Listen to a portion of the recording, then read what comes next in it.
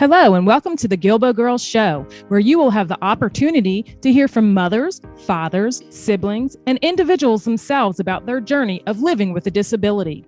I know, it's called Guilbault Girls, but we have a bonus for you as we get the Guilbault boys to interview some of the dads and siblings and get their perspectives too. We'll also have special guests from time to time to share the many resources that are available to those living with a disability and their families.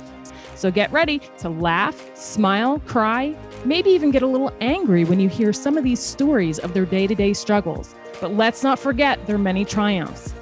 As they say, it takes a village. And if it weren't for our village, we wouldn't be where we are today. So join us. Welcome, everybody, back to the Guilbault Girls. And here with us today is Billy Price from Billy Footwear. If you tuned in to the prior episode, we learned all about Billy Footwear, where you can find the shoes, how amazing they are. So now this one, we're actually going to go ahead and dive a little bit deeper into Billy's story and his journey from when he was in an accident, and just kind of find out, what helped him and got him through, and just more about Billy. So thank you so much for joining us. Again, I appreciate it. Yeah, my pleasure. Thank you. Thank you for the opportunity. So if you want to just kind of tell the folks a little bit about how did you have your injury, what had happened, and kind of walk us kind of step by step of what were your ups and downs and some of the challenges that you faced. Okay. Wow, there's lots to choose from. I know. So I was, when I was a freshman in college, I was 18 years old, and I was in school for about 2.5 weeks. I joined a fraternity, and there was one night that I fell out of a window. I fell out of a 3-story window. It was a head first fall to concrete, and in that instantaneous moment, I broke my neck and I broke my back, and it was a spinal cord injury in both locations. And just like that, my life changed forever because I became paralyzed really from the chest down. My paralysis, it affects all 4 limbs. So I'm considered a C6 quadriplegic, meaning that, at that level of injury, I can move my arms and I can move my wrists going up, but I can't make my brain tell my fingers to move. So because of that, I have limited hand dexterity. Also, my triceps, the biceps are the ones that, you can bring your arm like up to your shoulder, but the triceps are the ones where you can extend your arm out against gravity. Okay. So that's also, that's a muscle class that I don't have. I'm not able to tell my arm to straighten out like that. So anyway, I broke my neck at 18. I was in rehab for about 5.5 months. And during those 5.5 months, it was really trying to piece my life back together, both physically and mentally, trying to figure out what wheelchairs to replace my legs, how to write my name, how to brush my teeth, how to do all that stuff that used to be so easy that all of a sudden became much more challenging. And I think that, like with us, Faith was born with cerebral palsy, and we have another friend that we met through Kennedy Krieger, where her son was, playing soccer, doing great. And then all of a sudden he ended up coming down with this high fever and was in the hospital in a coma. And now he's, in a wheelchair and, has a lot of different challenges that he faces now. And I think that it's, Faith knows no different. She was born this way. I think it's got to be, harder when, you were able to do everything before and then all of a sudden your life just changes. How does one get past that? Like how, what helped you get through? I know there's got to be days where you were just, forget about it, but like how'd you get through? You know what I mean? Yeah. That's a lot, It is. I know that's a very deep and open-ended question, but Right. Yeah. And there's really no easy answer. And plus, it's not like it's a competition. Life is hard. Life is hard anyways, right? Mm-hmm. You can be the richest person on the planet and it doesn't mean life's easy. Yep. Or you can be the poorest person on the planet. It doesn't mean life is easy. It's a challenge across the board. So I can really only, speak to, I guess, my own journey. But, right. I mean, when I broke my neck, I all I could think about was the life I had before. I mean, I was a very active kid. I was fiercely independent. Played lots of sports. I was very active in the outdoors. I really felt like I could take on any sort of challenge and find some sort of answer. I mean, I think that may have been a little bit of arrogance at the time. And I was 18-year-old kid, right? Like you're invincible. But at the same time, I don't know. I wasn't expecting. It's not like I had a plan to move forward, like in life, but being a wheelchair user was not part of that plan. Yeah. So when I broke my neck and I was laying on that hospital table and, going through rehab, all I could relate to was, kicking a soccer ball, like skiing down the slopes. And then all of a sudden, just this sense of feeling like I got robbed of that life. And it took me to a dark place. I mean, mentally, I had a very difficult time grappling with this new reality. And so the question of like, how did I overcome that? I would say the way I overcame it was I hit rock bottom. I mean, I got to the point where I was just feeding myself such toxic language and toxic talk, and just I got to the point where I was convinced that it wasn't worth living if I couldn't walk. And in other words, I would have rather been dead than like just like not being able to walk. I mean, that's not a good spot to be in. No. And really what happened was I got to the point where I scared myself. I'm like where I was mentally, it was scaring me. And what it did was it flipped this switch to all of a sudden realize that I was in such a dark place that something had to change. And I was fortunate to have a lot of friends and family around me to really encourage me. It wasn't like they were trying to fix me, but at least they were painting this picture of potential. Right. And I made the choice to change and let go really of what I'd lost and really embrace what I still had. And with that new mindset, it's not like everything magically became easy. So it was a grind, but at least gave purpose and direction to move forward. Right. I don't know. Have you ever heard of, and I probably am going to pronounce her name wrong, but it's Joni Tadia Erickson or Joni Erickson Tadia. So I haven't, but I'm intrigued. Yeah, I'm going to go ahead and I'll, when we're done, I'll make sure I'll forward you her information. But I saw her speak one time, and it was somewhere around here in Maryland. But she was younger, and they were out at the water, and she dove into, I don't know what it was, whether she dove into water. I don't know whether it wasn't a lake, it was the bay or wherever. But when she dove, she ended up hitting her head. And I don't know if she jumped off a cliff. It was so long ago, but same thing. She was paralyzed, and I think she could only move her neck, if I'm not mistaken. But she found the Lord, and she goes around and she preaches. She has a nonprofit, Joni's Kids, I think it's called. I'll have to send you the information, but I read her book, and like you, I mean, and even her talking, just hitting that rock bottom, really hitting that rock bottom, and you just feel the words and feel like, oh my God, like how, like just the stories and some of the day-to-day struggles, and it makes you think. You can't take things for granted, but she chose, and now it's like she's helping others, and there's a purpose. You're born and put on this earth for something, and whether you agree with it or not, but you're changing the world too, now, with helping people with disabilities, making our lives easier. Like there's always a reason behind something. I don't know what God's reasoning is, but there is. But yeah, I'll definitely send you her information, because her story is very similar in a way, of yours, I think. Oh, that's awesome. That's awesome. Yeah, there's so many inspiring stories out there. I mean, everybody has a story. Right. Everybody does. It's just, and this is why I appreciate like being on your show, because it's important to talk about this stuff. It's important to create platforms for people to be able to share. It is. And it's not like we necessarily need to like say this is the solution, but it's just like, let's talk about the struggle and like together, let's figure it out. And it's hard, you know, we're all better for it. When we started the show, it's like, okay, I want to start the show, and then how do I talk to people? And like, you know, I didn't want to offend anybody, or what if I asked them something too deep? And I was like, I think that's why I put it off for so long.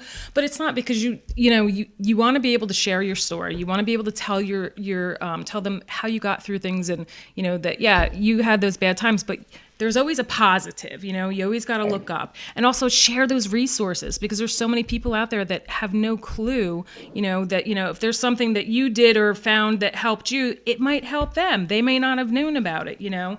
And it really is just kind of digging deep and sharing those personal stories, and, you know, and those vulnerable moments. And, you know, in her documentary, one of the girls was talking about the difference between, you know, when people say, oh, you know, you inspired me, or, you know, she doesn't want to be an inspiration,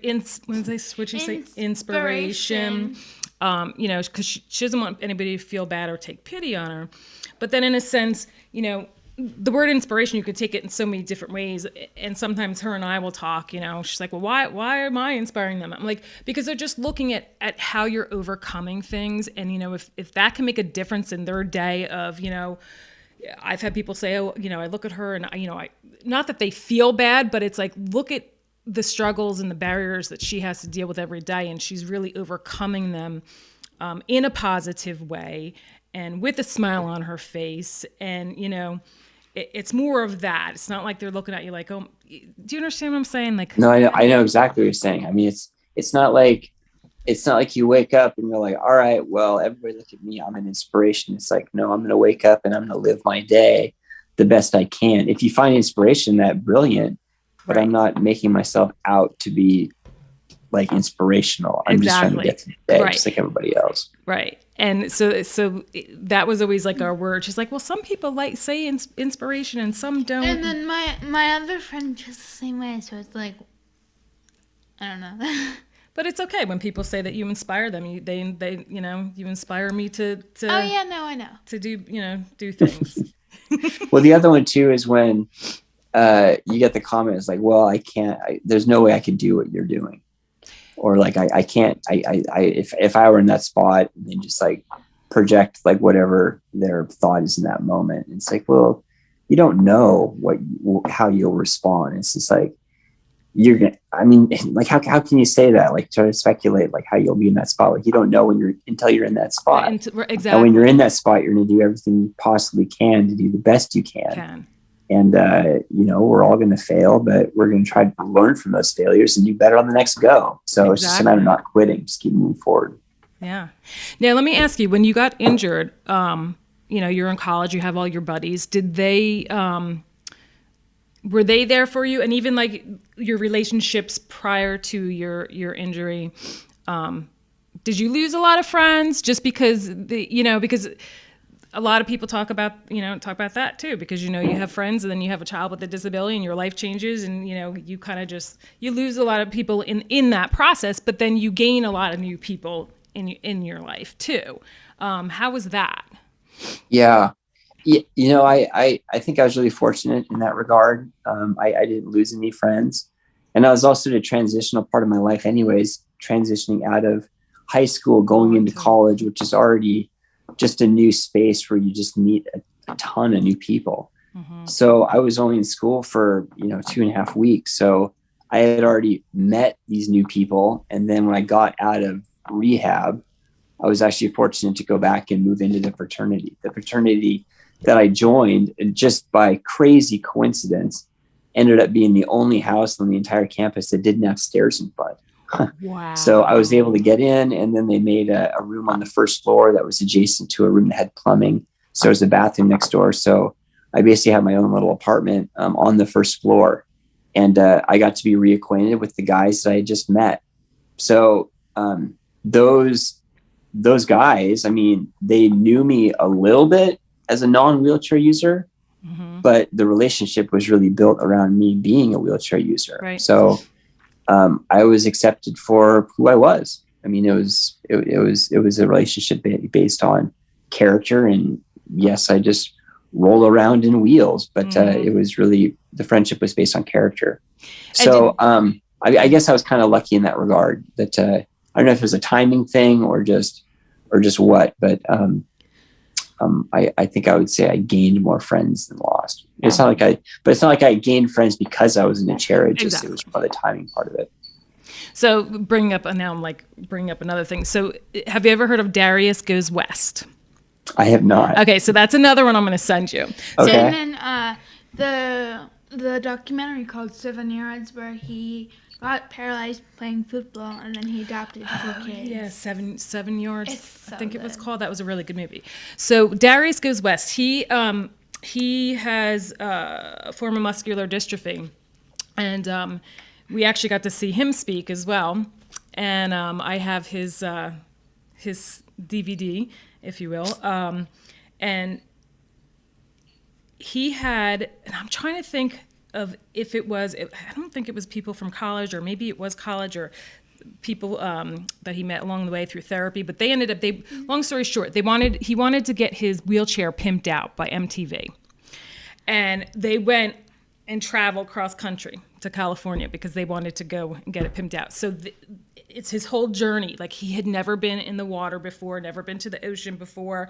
So it was like his friends taking care of him and taking him out, and they brought him in, and they carried him into the water, and just all the different things that they did for him.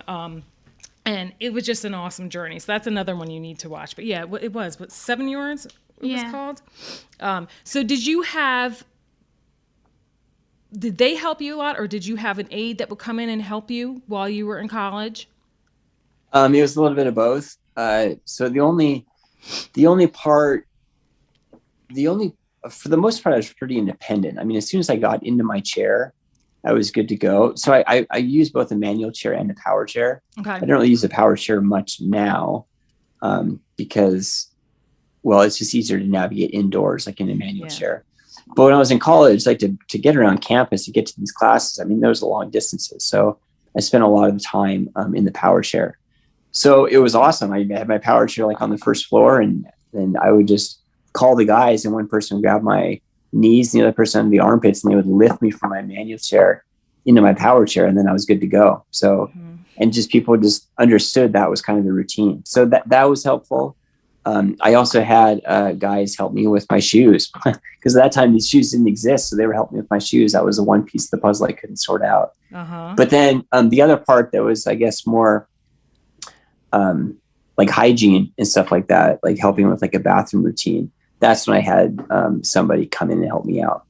And but being on a college campus, there were lots of nursing students. So it was really easy to find somebody that could help me out, just kind of temporary basis. Okay. Now, how did you meet your wife? So my wife, she, it's kind of a fun story. I worked at a summer camp for many, many years, and it was a Boy Scout summer camp. And the last week of that summer camp, they hosted the freshman orientation of a local college. And my wife happened to go to that college. So when I was assisting at this camp, our paths crossed, and we had probably, I don't even know, like 5-10 minute conversation or whatever. We have no idea what we talked about. We kind of think about it now, and we like put words into the scene and stuff like that. So I don't really even know if like what's in our minds now like actually happened like in the time. But whatever the case, like our paths crossed. And then 5 years later after that, she was in physical therapy school, getting her doctorate in physical therapy. And that program requires you to do some independent research. So she had a study that she was looking for participants, and her criteria was someone that had a spinal cord injury within a certain range. And I happened to fit the criteria. So I, became one of the research participants, I guess. And when we were doing the interview, it's like, you know what? I swear we've met before. And we kind of pieced it back together. And then we pieced it back to that particular summer camp. So it was just kind of wild. And the joke is I interviewed well, and then we started dating. And then about 7 years later, we got married. That is so awesome. And how many kids do you have? We have one kiddo. We have one kiddo now, and we have another kiddo on the way. Oh, how awesome. Do you know if you're having a boy or a girl? We have a girl coming. Aw, when is she due? She is due the end of March. Oh, how awesome. That is so So awesome. we have a 3-year-old boy and then a girl coming in March. They'll be separated by about 3.5 years, 3 years, 4 months. Now, do you have any hard conversations with him? Like, him noticing that you're in a wheelchair and he sees other people that aren't, or is he, does he have questions or it? No. Well, he has questions. He's a very inquisitive kid. He has questions about everything. And he's also, he's just a really independent kid, wants to do everything himself. And but I think that just kind of comes to being a toddler. But in terms of like the intellectual, just like kind of comparing, like asking the question why I'm in a chair and why other people aren't in a chair. It's just acceptance. Like his dad's in a wheelchair. He's really helpful. Definitely. So I have a wheelchair van, and he's always excited to be the one to open up the door and get the ramp down and close the door. And if there's anything that all of a sudden I drop that I can't reach or whatever, he's able to get down there and get it. Mm-hmm. So I think he's growing up with his father being in a chair, so he doesn't know anything different. Yep. And I love to see all of this too for her as well, because there's times where she'll question, am I ever going to get a boyfriend? Am I ever going to get married? She wants to have kids, and and her cerebral palsy, it affects her. She uses canes in the house. She uses a walker too, and then long distances, the mall or, on campus, because Maryland School for the Blind is huge. She'll use a wheelchair and stuff. And then with her fine motor and her balance. So like even, cooking, like she can put something in the microwave and cook it, but for her to transfer like, a hot bowl of soup or something, it's, so she's always going to need that assistance there in that way. But, she'll always talk about that, and she's big on TikTok. So she's always like following people. And she's like, Mom, I saw this lady and she has CP too, and she has a kid. And I'm like, so, I love to see and hear the stories and say, look, you can have this too. Just because you have a disability doesn't mean you can't, you know what I mean? One time I was helping my roommate. Well, she had made a bowl of soup, and she was like, can you carry this? I'm going to burn myself. And I was like, I can't carry a bowl of soup. And then she ended up burning herself. I felt so bad. Was that at Missile? That was in the hospital, actually. Oh. With Ellie. Oh my. So let me see. What other questions did I have for you? So when you, was that a concern for you about how much you were going to be able to help when you had children? Yeah. And that kind of question, that extends to a lot of things too. It was a concern for me, but not for my wife. Mm-hmm. Because it was, I don't know. I was accepted for who I am. I was accepted for who I am. I was accepted for what I can do. And I think the part that I was struggling with, that I haven't thought about this in a long time, actually, that I was kind of missing and I was, ignoring, was just more of the like the intellectual side, like being like present, to be able to, still, like, just because you can't necessarily stand up and run over and pick somebody up and give them a big hug. I can still give hugs, but like go and pick them up. It's just like, that's like the physical, but at the same time, having the emotional availability and emotional compassion, and to be there and be present and console. You don't need to walk for that. And that's the part that I was forgetting and I was dismissing. So, and I think that's we've gone in with eyes wide open. Yeah. And because that's what I was going to ask you, next was, what advice would you give someone else out there that was going through a similar situation, like, that are having those same thoughts, what advice would you give them, Yeah, I don't know. I'd say we're all on this planet for something. Mm-hmm. And I think we can all add value in a number of different ways. And I'm just speaking for myself, like looking in the mirror, it's like I get blinded by, like, sometimes the wheelchair just makes me forget that I have more to offer than I may give myself credit. Mm-hmm. So, yeah. I mean, I don't know. I'm kind of getting tongue tied at this point, but I know. But at the same time, it's just a matter of remembering that like we all have something to offer. Exactly. Well, I can't. I mean, I really, really, really can't thank you enough for doing this interview with us too. And we are big fans. We have been big fans since the first time we heard about you, and you're definitely making a difference in a lot of people's lives in more ways than you can imagine. And I wish you nothing but the best with everything. And I'm excited that you're going to have a little girl, and so you're going to have a little boy and a little girl. Little boy and a little girl. I'm so excited. Yeah. I have one more question. Which I had emailed you about. So I'm a big thing about words. Words are very meaningful and very powerful, especially in this day we live in now. Right. What is, if you could choose one word, what would it be and why? I'm so happy that you posed that challenge. I mean, because I thought long and hard about what that word would be, and there's so many just amazing words that I just that come to mind, but the one that really seemed to step out amongst the rest was the word perseverance, and it's just a matter of just enduring. I mean, there's so much wrapped up in that word. I mean, it's about having patience. It's about not quitting. It's about if you fail, not throwing in the towel, but just like kind of learning what went wrong, ask the question, make the adjustment, and then move forward. And, moving forward can be like leaps and bounds, or it could be just an absolute crawl inch by inch, but you're still doing the absolute best to move forward. And I would say that, way back when I reflect on like just being in that dark place, that rock bottom spot, and then making the choice to change, it was anything. I mean, you're grabbing anything. I mean, just to be able to all of a sudden like be in a chair going like, all right, today I'm going to go 1 foot. Tomorrow I'm going to go 2 feet. The next day, 3 feet. It's like, that is such slow progress, but it is progress. And then all these different elements that would just knock me back 2 steps, but still you've gone 3 steps, you're back 2. So you're still, it's a net moving forward. And that's the same type of mentality that we really injected into our business. We want to make a difference at one person at a time. Like, you make the difference with one person's world, that person will share it with 2. And then those people share it with 2. And just like that, there's a compound effect.